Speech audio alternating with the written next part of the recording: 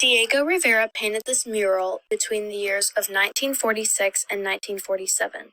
This piece was commissioned by the owner of Hotel del Prado, which was a popular hotel where famous celebrities and political figures would stay. You can now view the mural in Museo Mural Diego Rivera, Mexico City.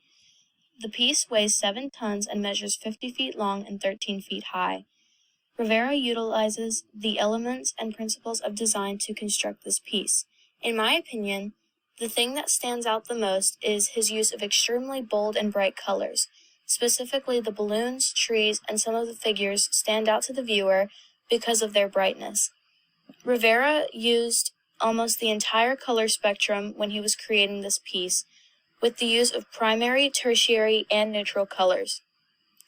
I believe he did this to ensure the dreamlike feeling of this surrealism piece. We can also see implied texture in the women's dresses, the trees, etc. Also, I noticed the change in tone as the middle of the painting is lighter and it gets darker out by the edges. This was most likely to place emphasis on the figures in the center of the painting. It is interesting how Diego Rivera made the trees almost look whimsical with the use of both curvilinear and jagged lines for the branches. Rivera used implied lines by making some of the characters look at other characters, which point us to them. For example, in the center of the painting, you see Rivera looking at the Dame Katrina skeleton. As for the principles of design, the artist used a variety of different colors, people, and ideas, but they all relate back to the principal eras of Mexican history: the conquest, the Porfirio dictatorship, the Revolution of 1910. They go in chronological order from left to right. If you look close enough, you will see prominent historical figures and famous scenes from the past. For example, we see Frida Kahlo, the famous artist, and Diego's wife. We see Hernan Cortez, who was the Spanish conqueror who initiated the fall of the Aztec Empire, along with the dictator Porfirio Diaz.